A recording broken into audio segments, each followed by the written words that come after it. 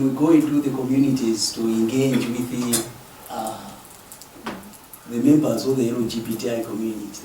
It's very hard for one to approach a district hospital, a health care facility owned by the government because of the stigma and discrimination.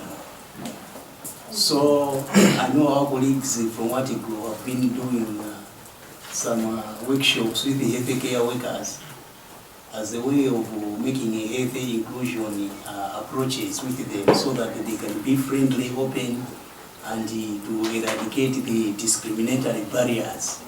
But there is a lot of work that has to be done, particularly in the government hospitals, in welcoming LGBTI people.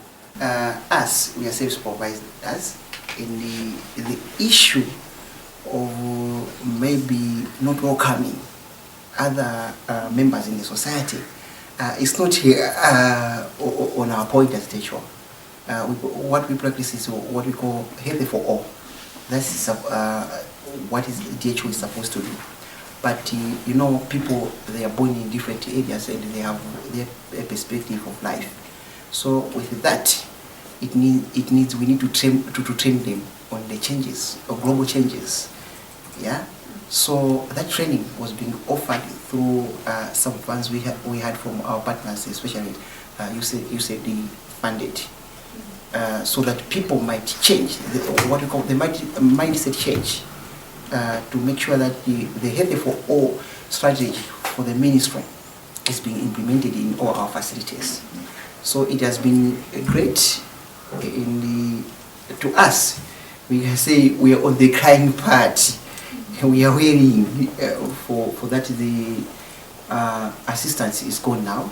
Because even if what we get from what we call the ORT, the other recurring transaction from the Minister of Finance to support the steps, is not enough.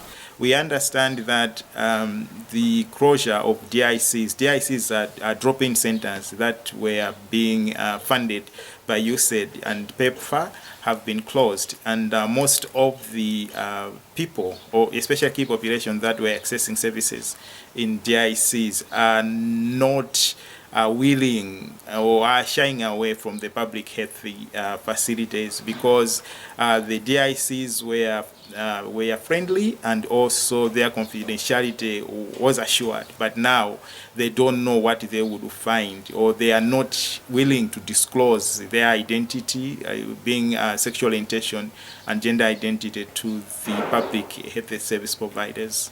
Kuswa kwa madonors kwa pangisa mavuto ambiri ngati mwina anthu amene ali pa Malawi alipo 2 chakuti 1000 ma STI kumaso anthu amene ali pa treatment ndo ambiri kuma panopa zikuti vuto zokuti atifikire chifukwa chipata chimatifikira ma hospital mwathu mpanopa zasika chifukwa chosowa chani chithandizo komanso panopa ngati tikapita kulera kuja kuti timalera ulere amati pangoti tilipeso ndalama ndefe ma sex worker tumakhala utani omangika tikatenga matenda tikungokhala kuti angatirowera kuti mali tikatenga matenda amatiyendera kumazateza ma hospital mwathu komanso nthawi yoyo timadalira kuti afiswa mabwera amatipeza ndi clinic, outreach clinic, kumene amatipasa makondomu ochuluka amene amatipanga sustain kwa nthawi yayitali, komanso amatipasa ma access ena, komanso mankhwala a STI timapa amatipasa mwaulere, koma panopa kuti tikapeze mankhwala amatenda opatsidwa kugunana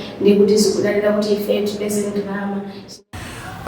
In Malawi, we have 17 CBOs. Out of 17 CBO, 15 CBO are benefited by USAID project and other NGOs. As of now, all those CBOs are not receiving any funding, any support as of now. There have been a quite number of people who are defaulting ARV treatment. So people that have been diagnosed, they are unable to go and start collecting the ARV. We're implementing a project on demand creation of ART services as well as youth-friendly services around 2 health facilities here in Zomba, Malawi, Tondo Health Center as well as Namikango Health Center. So the US cut meant that we need to stop the work we were doing. So this work was impacting over 22 villages with the messages on ART preventative, but this stopping, it means that the most, especially the youth, they are vulnerable. This meeting have risen or awakened me to know that I'm not alone. We are not alone in this, and we have got also our partners that are equally concerned with the challenges that we are facing. Now, with the cut in funding, as the health office, we are affected because we introduced the programs amongst the youth, the special groups, and other communities. These programs we are kicking, and we have reduction in infections, especially the HIV part and the sexual transmitted infections. This has affected us because it's like people have been left in suspense. And some of the programs for us to achieve, they are expensive in the sense that we need to reach people in the hard to reach areas, especially across the lake. There are youths, there are adults, and there are elders there who cannot afford to come to this site to access the services.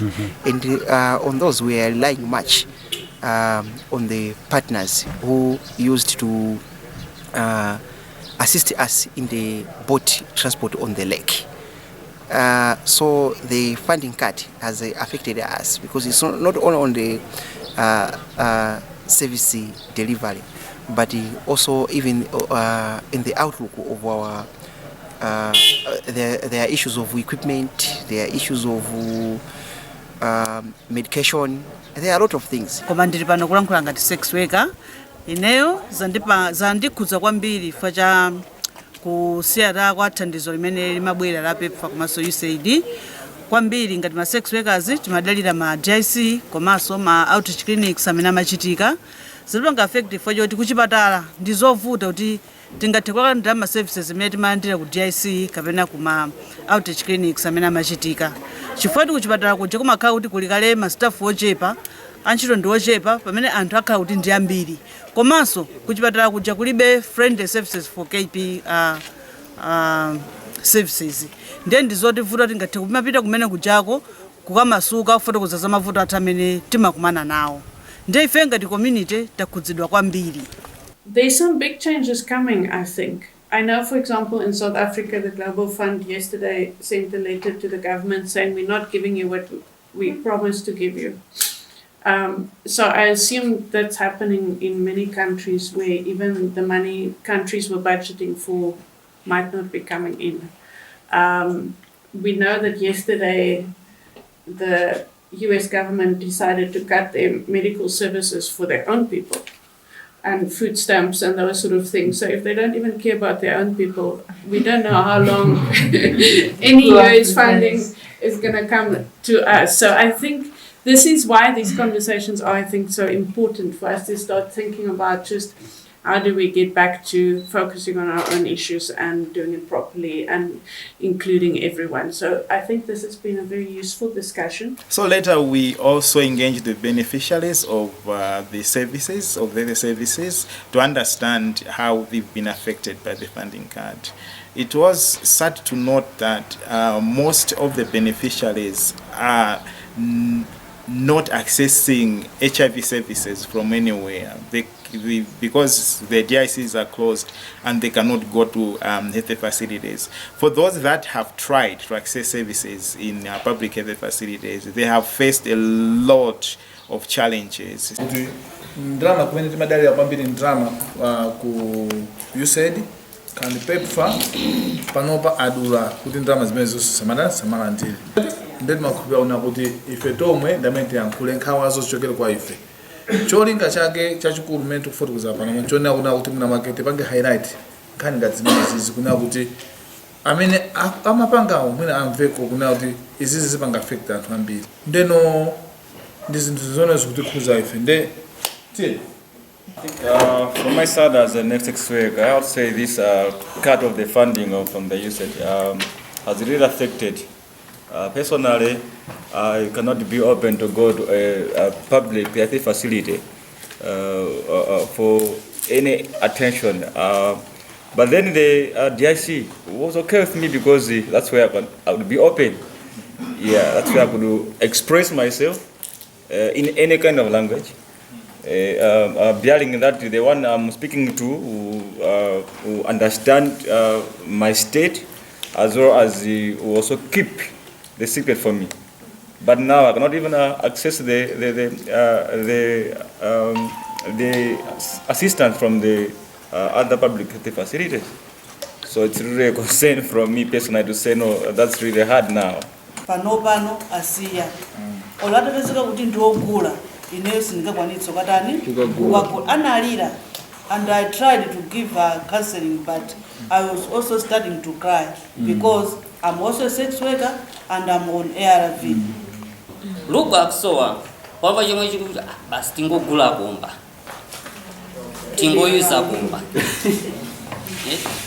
kondom kusaka kuti akulu muli bwino popo iti plain bwa vaseline walowa zikafika kwinako ndeye aiti zichapa kuthira mazi kuchumula chonchikira mkuleni.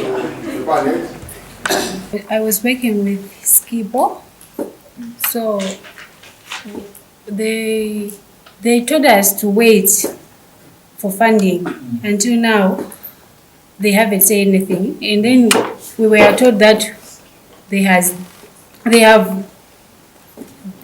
removed us, and they are remaining with 2 people. All the gains that we've made are being lost because of the funding cuts. It's no longer achievable because we are making so much gains in HIV prevention, treatment and care, and also in viral load suppression.